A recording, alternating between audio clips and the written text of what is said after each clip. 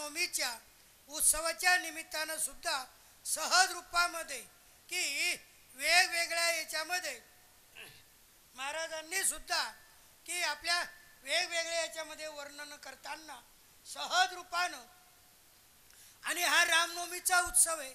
खऱ्या अर्थानं जीव जो आहे भगवत स्वरूपात प्राप्त झाला, भक्ती मार्गात प्राप्त झाला की मग तिथं खऱ्या अर्थानं द्वैत राहत नाही आणि अद्वैतच राहतो.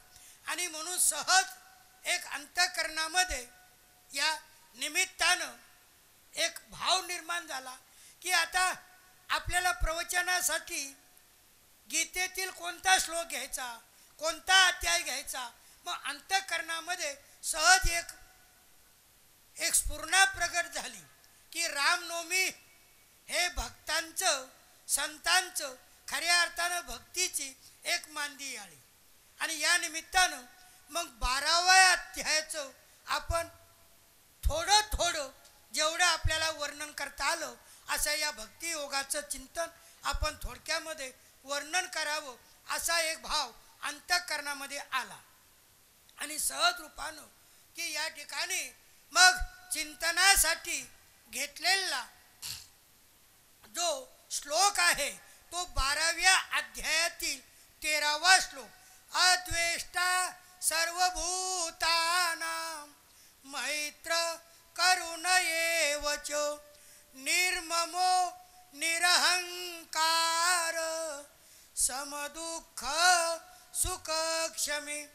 या खऱ्या अर्थानं 12वा अध्याय गीतेमध्ये भगवंतांनी ज्ञानयोग, कर्मयोग आणि भक्तियोग या तिन्ही योगाचं फार गोड अशा प्रकारे निरूपण केलेलं आहे. परंतु सहज रूपानं की या ज्ञानयोग, कर्मयोग या दोन्ही योगापेक्षा भक्तियोग हा खऱ्या अर्थानं कलियुगामध्ये सर्वश्रेष्ठ आहे. आणि सर्वश्रेष्ठ म्हणण्याचा अर्थ काय, मी अनेक वेळा थोडंसं बरं का पूर्वपीठिका आपल्या समोर थोडक्यामध्ये प्रस्थापित ठेवतो. 11व्या अध्यायाचा 55 नंबरचा जो श्लोक आहे की ज्याच्यामध्ये भगवंतानं अनन्य भक्तीचे लक्षणं सांगताना 11व्या अध्यायाचा 55वा श्लोक. मत कर्म कृन मत परमो मद भक्त संगवर्जित निर्वैर सर्वभूतेषु यस्मामेति पांडव. भगवंतांनी अर्जुनाला विश्वरूप दाखवलं, अर्जुनाचं मन त्यात रमलं नाही. मग अर्जुनानं भगवंताला सांगितलं तदेव मे, मला तेच देवा. कोणतं? सशंक चक्रम सकिरीट कुंडलम सपीत वस्त्रम सरसीरुहेक्षणम सहारवक्ष स्थल कौस्तुभ स्त्रियम नमामि विष्णु शिरसा चतुर्भुजम. हे भगवन, मला ते चतुर्भुज अशा प्रकारचं तेच रूप जे आहे आपण मला तेच रूप दाखवा. कोणतं चतुर्रूप? मग भगवंतानं ते रूप दाखवलं. आणि ते दाखवल्यानंतर भगवंताने अर्जुनाला सांगितलं, अर्जुना न वेद यज्ञात ध्यानैर न दानैर. बरं का की हे जे रूप आहे वेद यज्ञ ध्यान तप यानं हे प्राप्त होऊ शकत नाही. मग ते कशानं? मग भक्त्या त्वनन्यया शक्य, अनन्य भक्तीनं ते प्राप्त होऊ शकतो. मग ती अनन्य भक्ती कोणती? मग याचा उत्तर 95व्या श्लोकात. मत कर्म कृन मत परमो मद भक्त संगवर्जित निर्वैर सर्वभूतेषु यस्मामेति पांडव. भगवंतानी सांगितलं अर्जुना मत कर्म करून मत परम मत भक्त की हे तीन जे आहे या तिघांमुळं खऱ्या अर्थानं भगवंताची घनिष्ठता प्राप्त होते. आणि निर्वैर आणि पुन्हा दुसरं संगवर्जित, याच्यामुळं संसाराची विच्छेद, हे अनन्य भक्तीचे लक्षणं सांगितले. आता अर्जुनानं शेवटच्या 55व्या श्लोकामध्ये हे सर्व चिंतन श्रवण केलं. आणि मग अर्जुनाच्या मनात शंका निर्माण झाली. सहज रूपानं शंका कोणती निर्माण झाली की भगवान म्हणतात की अनन्य भक्ती, या भक्तीनं मी खऱ्या अर्थानं प्राप्त होतो. मग अर्जुनाच्या अंतःकरणामध्ये सहज शंका निर्माण झाली की भगवान बऱ्याच ठिकाणी निर्गुणाची उपासना करायला सांगतात, सगुणाची उपासना करायला सांगतात. आणि मग हे सांगत असतानाच मग या 11व्या अध्यायाच्या शेवटच्या श्लोकातूनच 12व्या अध्यायाची उत्पत्ती खऱ्या अर्थानं प्रारंभ म्हणजे त्याचा निर्माण म्हणजे तो प्राप्त झालेला आहे. आणि त्या ठिकाणी अर्जुनानं सहज रूपानं भगवंताला प्रश्न केला. कोणता? की सगुणाची उपासना करणारा आणि निर्गुणाची उपासना करणारा या दोन्हीमध्ये एवं सततयुक्ताये भक्तास्त्वं पर्युपासते. बरं का, सततयुक्ता नित्ययुक्ता, नित्ययुक्त असून सतत जे तुमची उपासना करता आणि जे अव्यक्त निराकाराची उपासना करतात ते शामके योगवित्तमाः. त्या दोन भक्तामध्ये अर्जुनानं भगवंताला प्रश्न निर्माण केला की देवा, सगुणाची उपासना करणारा भक्त श्रेष्ठ आहे का निर्गुणाची भक्ती करणारा तो भक्त श्रेष्ठ आहे? सहज प्रश्न निर्माण झाला. पण ते सांगत असताना नित्ययुक्ता दुसऱ्या श्लोकामध्ये मय्या वेशमनो ये माम नित्ययुक्ता उपासते. बरं का, श्रद्धयो परयोपेता परया श्रद्धया उपेता. अतिशय श्रेष्ठ मन माझ्यामध्ये लावून तो सगुण रूपाची उपासना करतो. भगवान म्हणतात अर्जुना, तो भक्त मला खऱ्या अर्थानं श्रेष्ठ वाटतो. मग आता प्रश्न निर्माण झाला, मग तो सगुणाची उपासना करणारा भक्त श्रेष्ठ आहे, मग निर्गुणाची उपासना करणारा भक्त श्रेष्ठ नाही का? मग त्याच्यासाठी भगवंतानं 12व्या अध्यायाचा 3रा आणि 4था श्लोक सहज रूपानं ते सांगत असताना की भगवंतांनी सांगितलं अर्जुना की अव्यक्तम निर्गुण निराकाराची उपासना करणारा तो भक्त तेपी मामेव प्राप्नुवंती. इथं भगवंतांनी सांगितलं निर्गुणाची उपासना करणारा तो भक्त मामेव तो मला प्राप्त होतो. परंतु सगुण भक्त श्रेष्ठ सांगितला, निर्गुण भक्त मला प्राप्त होतो, दुईतलं अंतर. परंतु निर्गुणाची उपासना करणारा मला प्राप्त होतो, सगुणाची उपासना मला प्राप्त होतो. पण सगुणाची उपासना करणारा निर्गुणाची उपासना करणाऱ्यापेक्षा तो श्रेष्ठ आहे.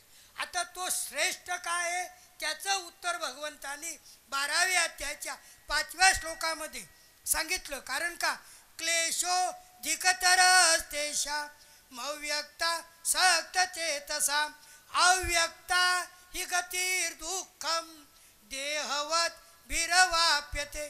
भगवंतांनी पूर्ण याचं निचोड सांगितलं 5व्या श्लोकात. अर्जुना, खरं सांगू का की तेषु क्लेश अधिकतर.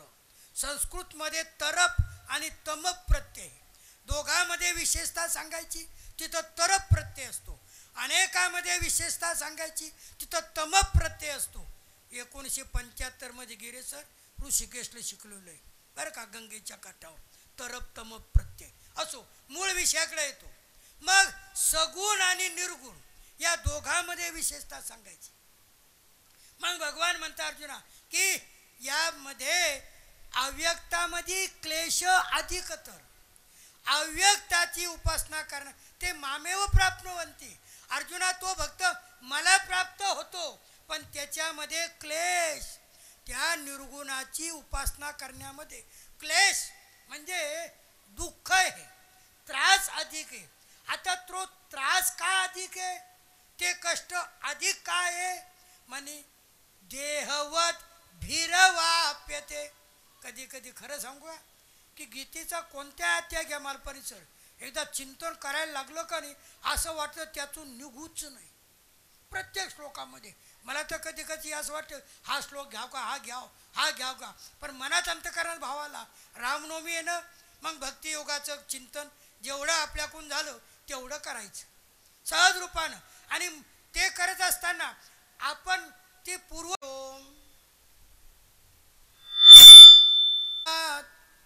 अरुण बिंब फलाधरोष्टात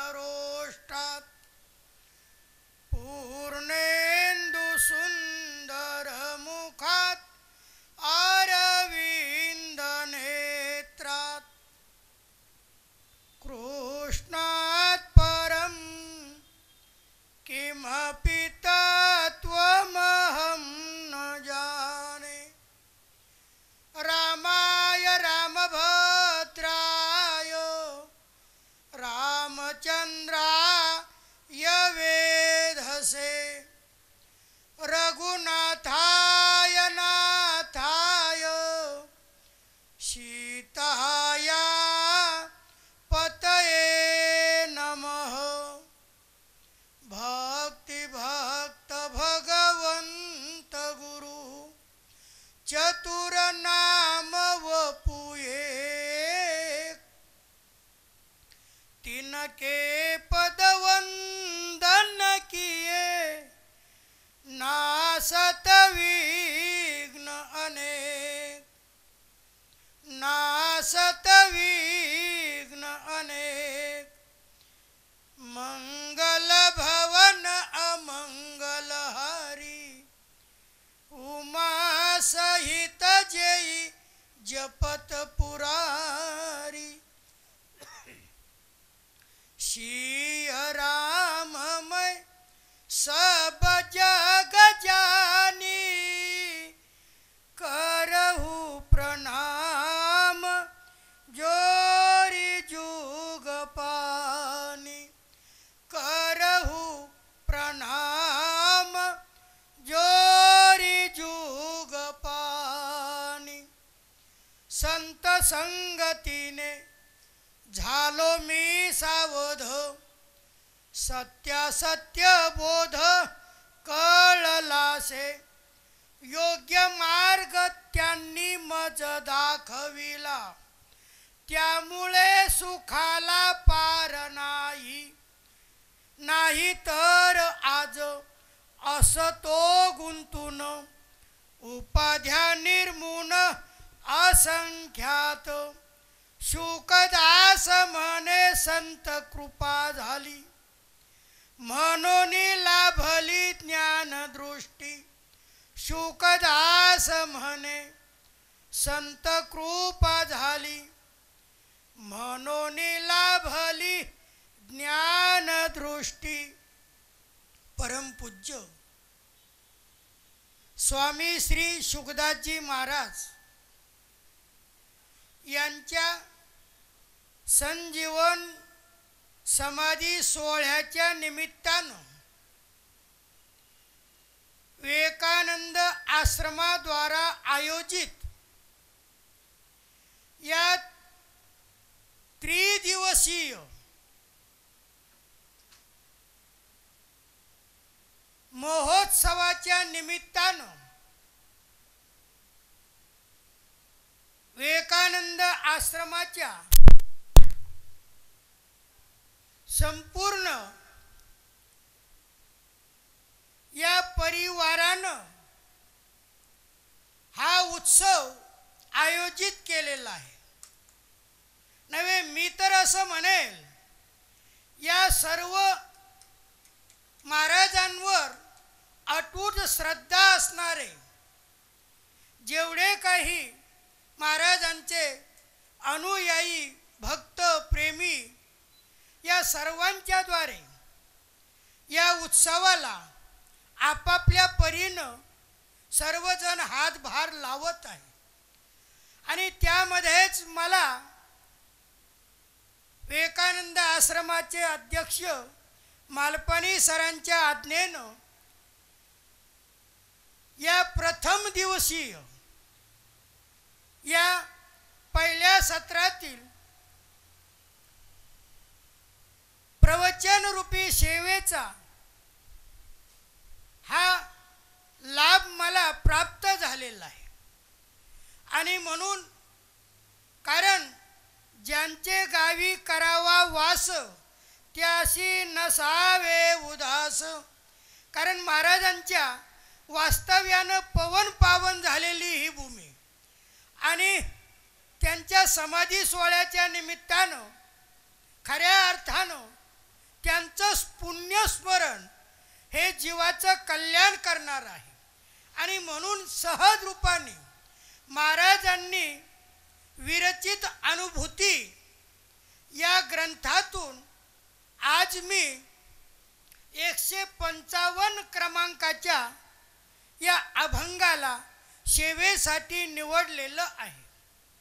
आणि निवडण्याचा मूळ उद्देश असा की सहज रूपानं, कारण संत जे येत असतात ते जगाच्या कल्याणासाठीच येत असतात.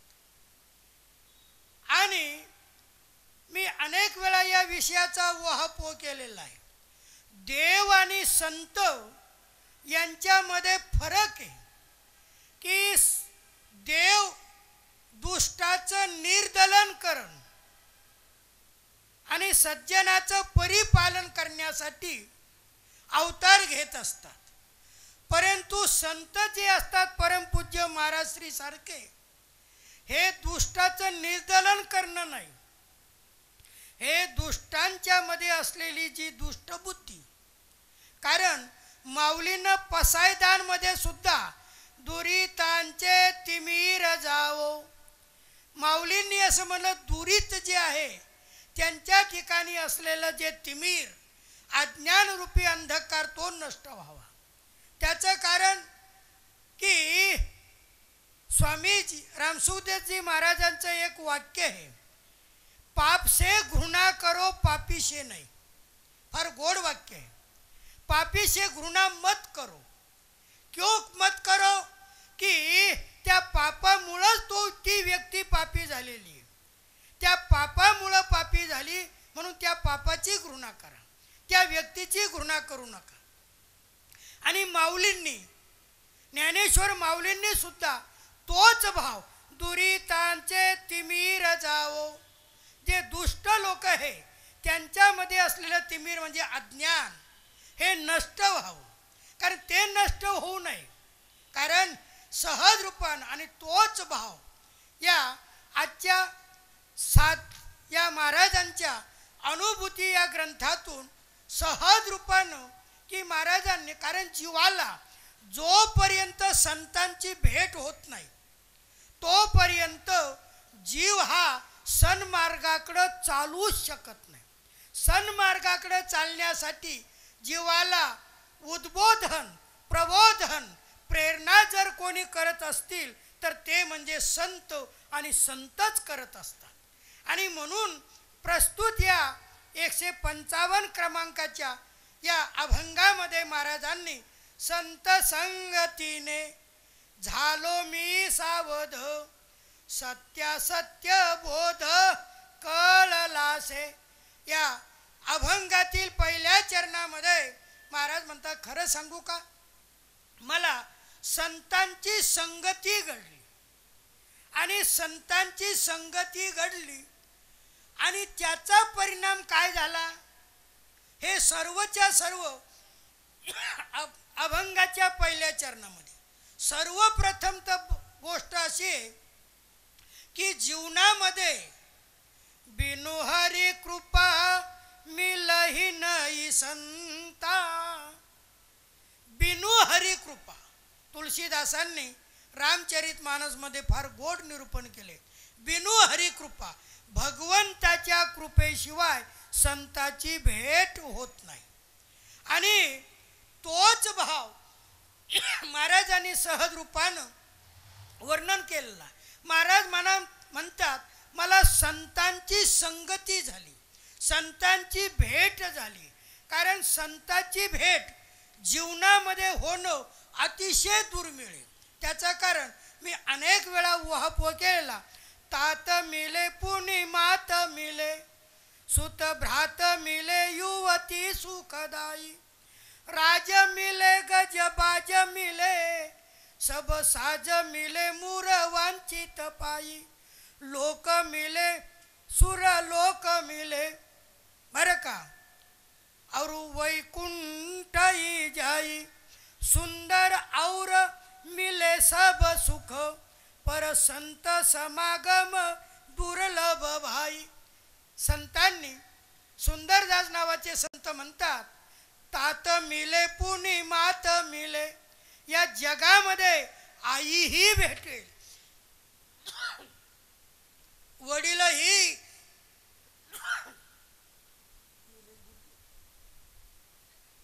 पाणी किंवा गुळ जर असेल तर, आई मिळेल, वडील मिळेल. तात मिले पुनी मात मिले, सुत भ्रात मिले, मुलगाही मिळेल, भाऊही मिळेल, युवती सुखदायी. आणि म्हणजे मुलगा मिळेल, भाऊ मिळेल,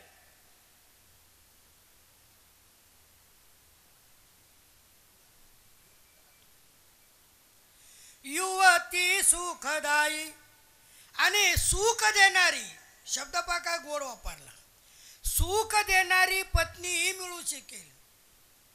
राज मिले गज बाज मिले, सब साज मिले मूर वांचित पायी. लोक सगळं सगळं मूर, जी जी काही आपली इच्छा असेल ते सर्वच्या सर्व आपल्याला जीवनामध्ये प्राप्त होईल.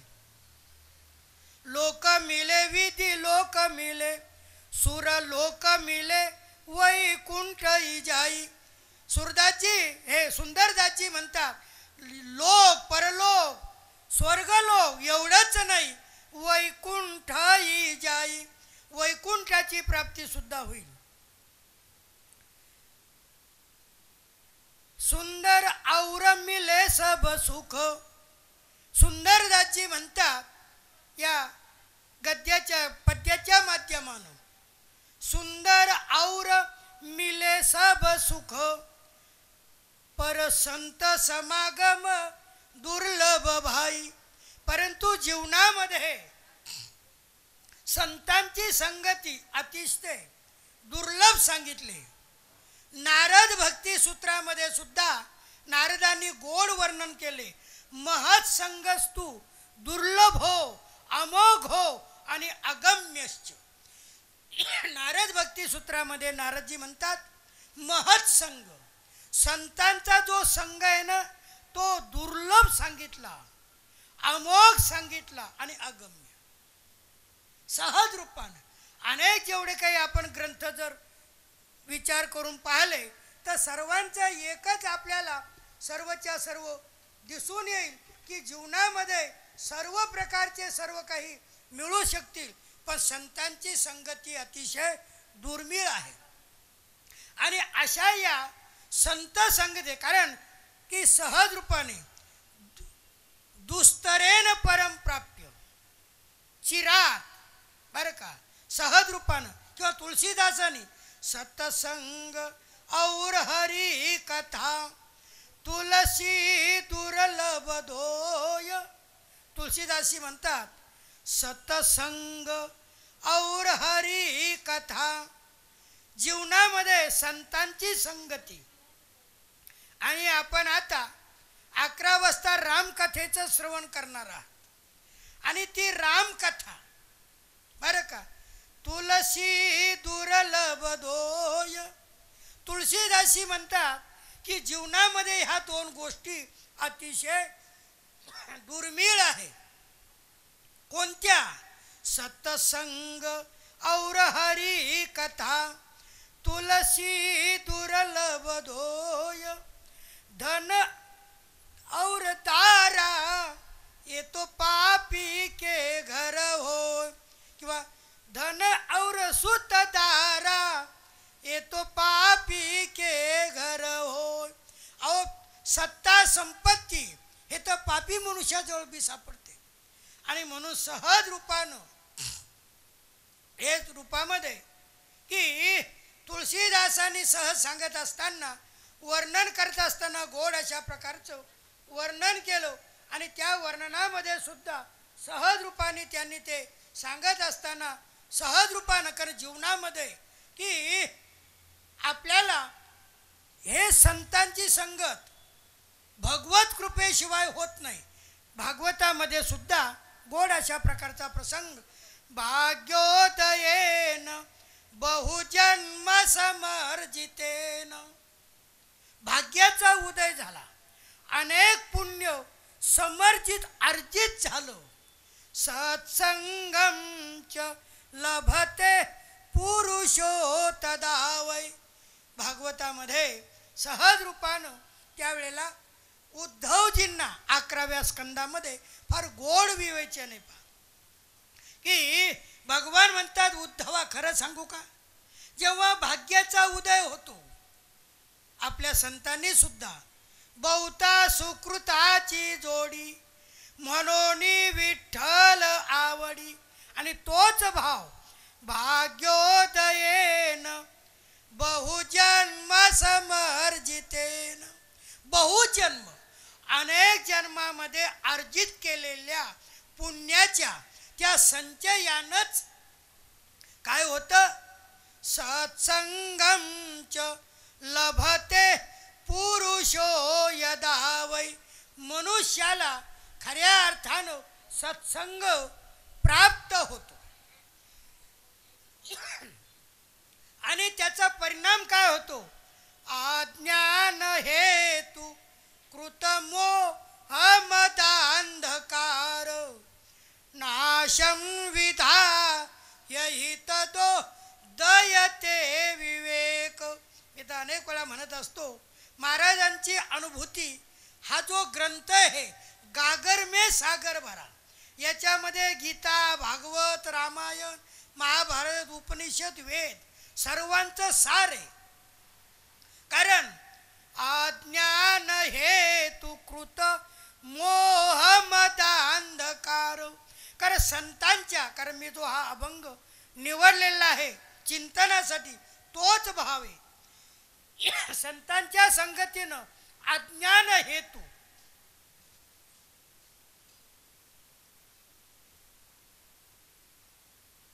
जीवाला अज्ञानामुळेच तो या 84 लक्ष योनीमध्ये भटकत आहे. आकर 4 लक्ष 84 आगत युग जीव अविनाशी भरकट लख 84. तो 84 लक्ष योनीमध्ये जीव हा अज्ञानामुळे भटकत आहे.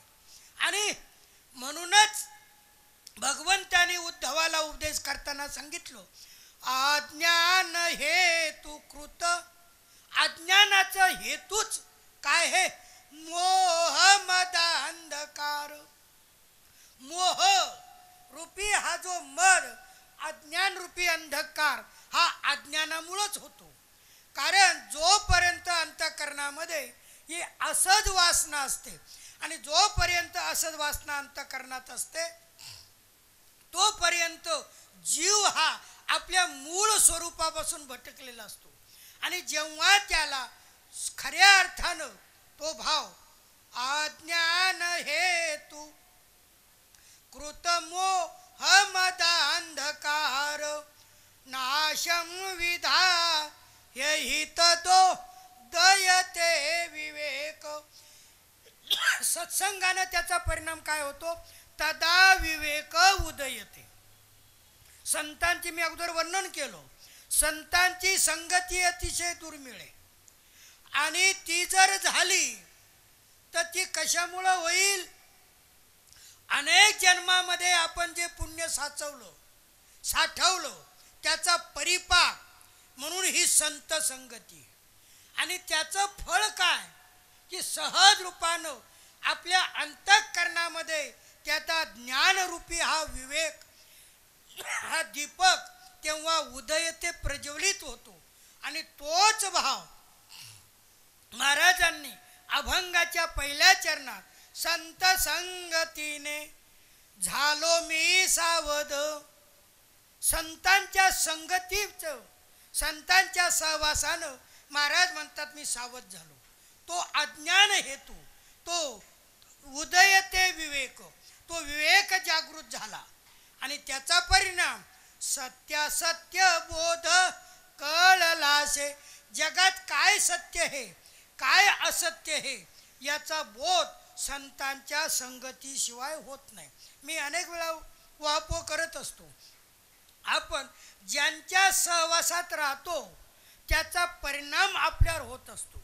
आणि म्हणून साधू संतांनी अनेकांनी वर्णन केलं, नेहमीच्याला संतांची संगती का करावी की त्यांच्या जेवढे आपण सहवासात राहिलो तेव्हा ज्ञानरूपी हा दीपक प्रज्वलित होत असतो. सोप्या भाषेत अज्ञानरूपी अंधकार नष्ट होऊन ज्ञानाची ज्योत अंतःकरणामध्ये प्रगट होत असते.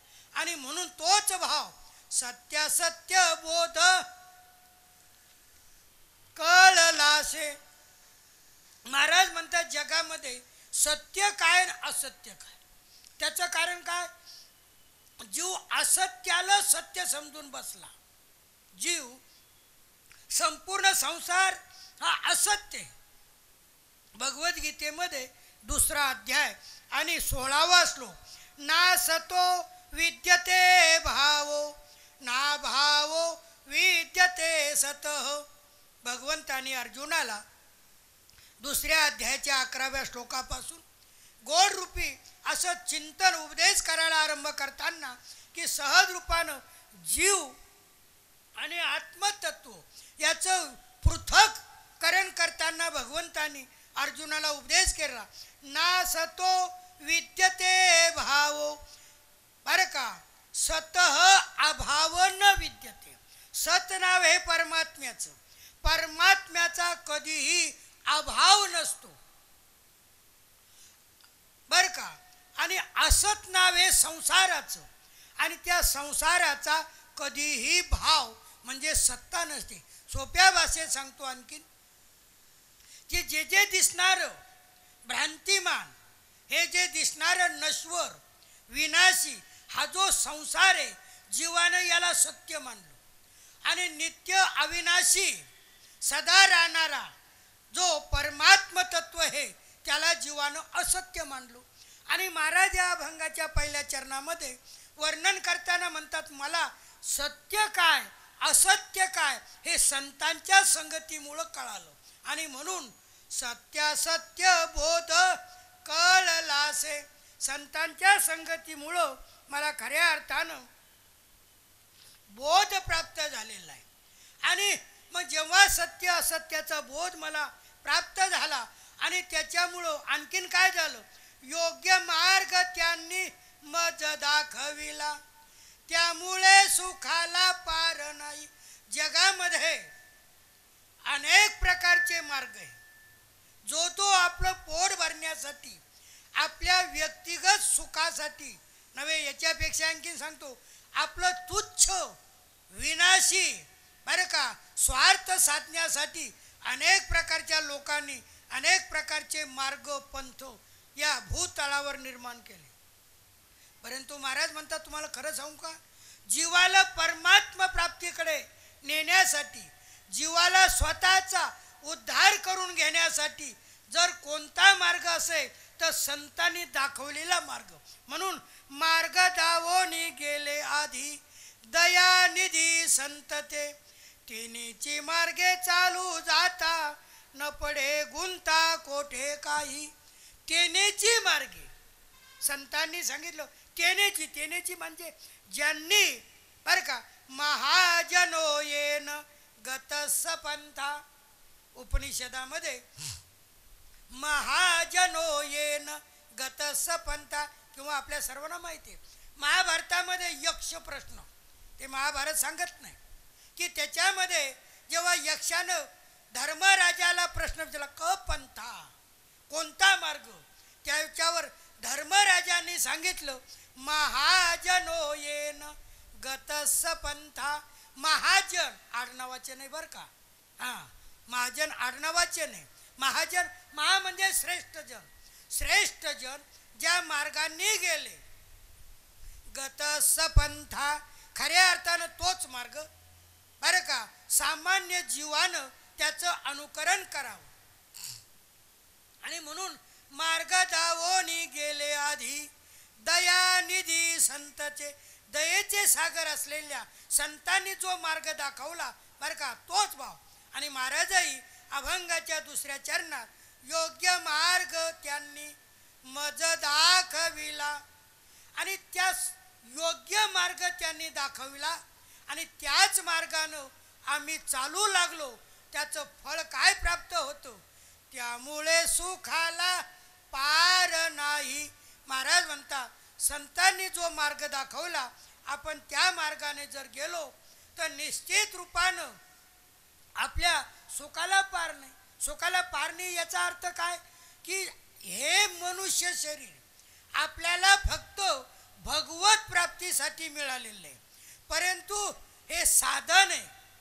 मनुष्य शरीर हे साधन आहे, परंतु जीवानं या साधनालाच साध्य मानलं आणि या साधनाला साध्य मानल्यामुळं जीव हा मूळ ध्येयापासून बरकटला. आणि म्हणून महाराज म्हणतात खऱ्या अर्थानं की साधन धाम मोक्ष कर द्वारा. तुळशीदाने सांगितलं मोक्षाचं द्वाराचं हे साधन आहे. किंवा मी अनेक वेळा याचा वापर केलेला आहे. कसा? नरक स्वर्ग अप वर्ग निशेनी. मनुष्य शरीर जे आहे, तुम्हाला स्वर्गाला जायचं तर त्याची ही शिडी आहे, नरकाला जायचं याच्यावरच चढून तुम्हाला नरकालाही जायचं. आणि अपवर्ग म्हणजे मोक्ष. तुम्हाला मोक्ष प्राप्त करायचा त्याच्यासाठी सुद्धा ही शिडी. कुत्रे पशु पक्षी बरं का नव्हे, देवतांची शरीर जरी असले तर त्या शरीरानं सुद्धा तुम्हाला मोक्ष भगवत प्राप्ती करता येत नाही. तुम्हाला या ठिकाणी गीतेमध्ये आपण 9व्या अध्यायात जर चिंतन केलं फार गोड आहे की त्रैविद्या माम सोम पापूत पापा यज्ञैरिष्ट्वा स्वर्गतिं प्रार्थयन्ते ते पुण्यमासाद्य सुरेंद्र लोक मश्नन्ति दिव्यान दिवी देव भोगान. त्या ठिकाणी भगवान अर्जुनाला सांगता त्रैविद्या माम, 3 वेदामध्ये सांगितलेल्या सकाम कर्माचं अनुष्ठान करून जीव काय करतो? पुण्य प्राप्त करतो. आणि पुण्य प्राप्त करून स्वर्गाची इच्छा करतो बरं का. आणि म्हणजे या अविनाशी अशा शरीरानं नश्वर अशा बरं का सुखाची तो इच्छा करतो, परंतु त्या ठिकाणी ते सर्वच्या सर्व कोटपर्यंत जोपर्यंत आपलं पुण्य आहे आणि एकदा का पुण्य संपलं मग पुन्हा परत आपल्याला या भूतळावर यावं लागतं. त्रैविद्या माम सोम पापूत पापा यज्ञैरिष्ट्वा, यज्ञ यागादी करून स्वर्गतिं प्रार्थयन्ते ते पुण्यमासाद्य सुरेंद्र लोक मश्नन्ति दिव्यान दिवी देव भोगान. मग स्वर्गामध्ये दिवी नाव आहे स्वर्गाचं, स्वर्गामध्ये दिव्य अशा अनेक प्रकारच्या भोगांचं काय करतात? ते भोग भोगतात. परंतु ते भोग कायम राहणार आहे का? मी अनेक वेळा ऊहापोह केलेला आहे. बँकेमध्ये आपल्या खात्यात जेवढा पैसा आहे तेवढा तोपर्यंत आपण त्याचा विड्रॉल करू शकतो. 1 लाख 10 लाख जे टाकलेले असतील मग आपण 1 काढले 2 काढले आणि शेवटी 10 लाखही काढले आणि पुन्हा बँकेत गेलो विड्रॉल भरला, आपल्याला पैसे मिळतील का? नाही मिळणार. का? तो मॅनेजर म्हणाल अहो थुट्टे शास्त्री आता तुमच्या खात्यातले पैसे संपले. त्याप्रमाणे स्वर्गामध्ये जोपर्यंत तुमचं पुण्य आहे तोपर्यंत तुम्हाला दिव्य भोग त्या ठिकाणी भोगायला प्राप्त होती. पण ते का संपले की मग मात्र तुम्हाला परत या भूतळावर परत यावं लागेल. आणि पुन्हा मग ते तर पुण्याची पावटी सरे सवेची इंद्रपणाची उटी उतरे आणि येऊ लागती माघारे मृत्यू लोका. आणि मग जोपर्यंत पुण्य माऊली म्हणतात बरं का, या 21व्या श्लोकाचं चिंतन करताना माऊलीने फार गोड निरूपण केलं आणि सहज रूपानं मग ते सर्व पुण्य आपलं संपलं, नष्ट झालं की मग पुन्हा आपल्याला काय करावं लागतं, या भूतळावर यावं लागतं. आणि त्याप्रमाणे मग कितीही पुण्य करा, हे सर्व उहापोह का केला की अविनाशी असलेला हा जो जीव आहे हा परमात्म्याचा अंश आहे, पण परमात्म्याचा अंश असून विनाशी या भोगाच्या इच्छेनं नश्वर संसाराची कामना करून बरं का भोगाची इच्छा करतो आणि स्वर्गाची इच्छा करतो. परंतु माऊलीमध्ये शुकदास महाराज म्हणतात खऱ्या अर्थानं संतांनी जर हा मार्ग मला दाखवला नसता तर वेगळ्या मार्गाने गेल्यामुळं जीवाचं अहित झालं असतं. म्हणून योग्य मार्ग त्यांनी मज दाखविला, त्यामुळे सुखाला पार नाही. महाराज म्हणतात खऱ्या अर्थानं मला सत काय असत काय बरं का, आणि खरं सुख कोणतं हे की आता याच्यामध्ये जेवढं वर्णन केलं तेवढं कमीच आहे. जीव नश्वर सुखाला विनाशी पदार्थाला तो अविनाशी समजतो आणि त्याच्यामध्ये सुख मानू लागतो. हे संसारिक सुख जो आहे ना वास्तविक याच्या सुखच नाही आहे, हे फक्त भ्रांतिमान आहे, हा सुखाचा भ्रम आहे. अनेक वेळा कीर्तनामध्ये उदाहरण देतात, जसं कुत्रा जो असतो एक हाडूक तो तोंडामध्ये चगळत असतो आणि चगळत असताना त्याच्या दाढला बरं का दाढा नरम असतात आणि तो दात त्याच्या दाढम या ते हाडूक त्याच्यामध्ये अडकल्यामुळं रक्तस्राव त्याच्या दाढेतून होतो आणि दाढेतून झालेला रक्तस्राव त्याला तो गोड वाटतो. वास्तविक त्या हाडकामध्ये तो रस नाही, ते सुख नाही, ते सुख त्याच्यातच आहे, पण तो भ्रांतीनं समजतो या हाडकामध्ये ते सुख आहे. आणि त्याप्रमाणे नश्वर विनाशी या संसारामध्ये जीव हा सुख शोधत राहतो, पण विनाशी असलेल्या अशा या संसारामध्ये सुख नाही. महाराज म्हणतात खरं सुख कशात आहे हे संतांनी मला दाखवलं आणि कळालं आणि मग त्या मार्गाने गेलो, त्या मार्गाचं अनुसरण केलं आणि म्हणून त्यामुळे सुखाला पार नाही, सत्स्वरूपाची प्राप्ती झाली. जीव हा शिवस्वरूप झाला आणि शिवस्वरूप झाल्यामुळं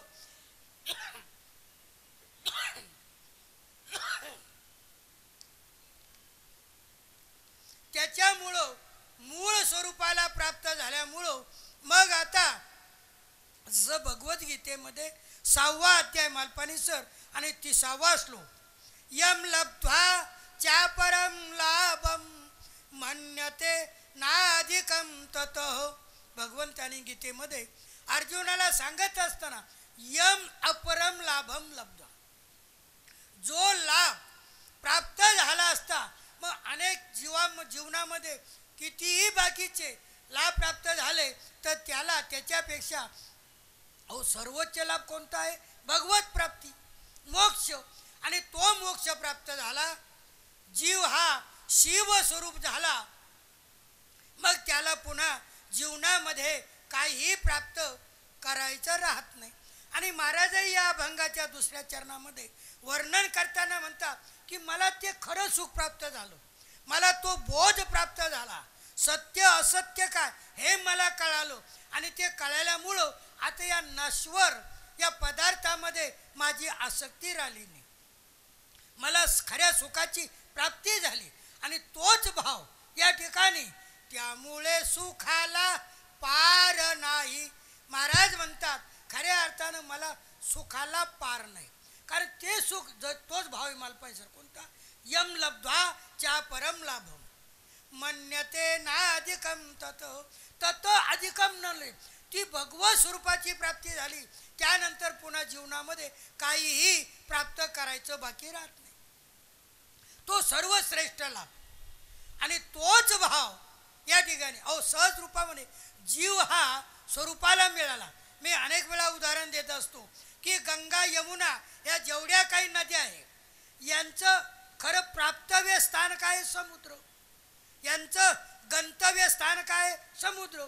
मग एकदा काय या नद्या समुद्राला प्राप्त झाल्या मग पुन्हा काही प्राप्त करण्याचं त्यांना बाकी राहतं का? ते कृतकृत्य झाले, धन्य धन्य झाले. म्हणजे त्या मूळ सुखाला ते प्राप्त झाले. आणि तोच भाव त्यामुळे सुखाला पार नाही. महाराज अभंगाच्या दुसऱ्या चरणामध्ये सांगतात खऱ्या अर्थानं मला तो बोध झाला, सत्य असत्य कळालं आणि मग त्या परम सुखाची मला प्राप्ती झाली.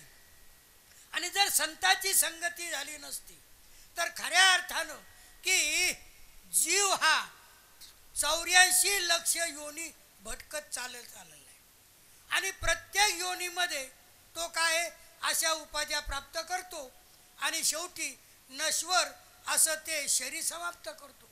आणि तोच भाव या ठिकाणी नाही तर आज असं तो गुंतून उपाध्या निर्मून असंख्यात. महाराज म्हणतात की सामान्य जीव सुद्धा बरं का जर भगवत प्राप्ती संतांची संगती जीवनामध्ये झाली नसती तर खऱ्या अर्थानं सहज रूपानं मी अनेक वेळा या विषयाचा वापर केलेला आहे की महाराजांनी अंतिम बरं का जेव्हा रामनवमीच्या दिवशी आपलं हे नश्वर पंचमहाभूताचं शरीर या भूतळावर ठेवायचं होतं त्यावेळेला महाराजांनी कोणत्याही प्रकारचा मनामध्ये विचार नाही केला की या आश्रमाचं कसं होईल, हे मी उभं केलेलं हे सर्व याचं कसं होईल, काहीच नाही.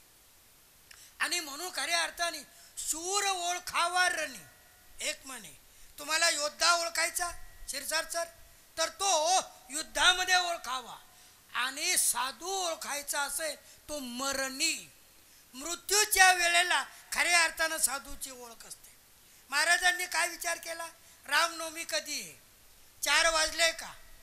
का की त्या प्रभू राम सत्यसुख परमात्ममय त्या परमात्मामध्ये आपलं हे संपूर्ण बरं का जीव स्वरूप हे त्या शिवामध्ये एक रूप होण्यासाठी बाकीच्या या उपाध्या ज्या आहे या सर्व इथं समाप्त केल्या.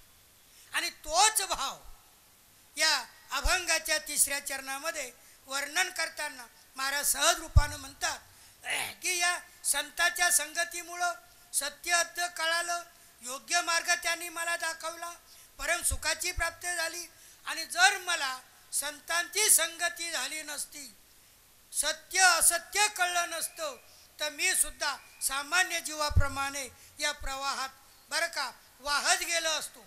आणि म्हणून शेवटच्या चरणामध्ये शुकदास म्हणे संत कृपा झाली मनोनी लाभली ज्ञान दृष्टी. शेवटच्या चरणामध्ये महाराज अभंगाच्या शुकदास म्हणे संत कृपा झाली. महाराज म्हणतात खऱ्या अर्थानं संतांचा सहवास झाला, सर्व हे परम सुखाची प्राप्ती झाली. आणि संत कृपा झाल्याशिवाय खरंच मनुष्याला ज्ञानदृष्टी सुद्धा प्राप्त होत नाही. महाराज सुद्धा शेवटच्या चरणामध्ये वर्णन करताना म्हणतात संतांची कृपा झाली, संत कृपा झाली इमारत फळाली. ही जी इमारत आहे खऱ्या अर्थानं संत कृपेमुळंच आज ही म्हणजे शिवस्वरूपामध्ये प्राप्त झाली. आणि तोच भाव सहज रूपानं म्हणून संत संगतीने झालो मी सावध सत्य सत्य बोध कळलासे योग्य मार्ग त्यांनी मज दाखविला त्यामुळे सुखाला पार नाही. नाही तर आज असं तो गुंतून उपाध्या निर्मून असंख्यात. शुकदास म्हणे संत कृपा झाली मनोनी लाभली ज्ञान दृष्टी. गोपाल कृष्ण भगवान माऊली ज्ञानेश्वर महाराज माऊली शुकदास महाराज की जय. नित्यनेमाप्रमाणे आपण सर्वप्रथम महाराजांच्या अनुभूतीतील एका अभंगाचं चिंतन घेत असतो आणि त्यानंतर श्रीमद भगवद्गीतेतील श्लोकाचं चिंतन आपण घेत असतो. कारण टाकत असताना प्रवचन रूपी सेवा आणि म्हणून सहज रूपानं हा रामनवमीचा उत्सव आणि खऱ्या अर्थानं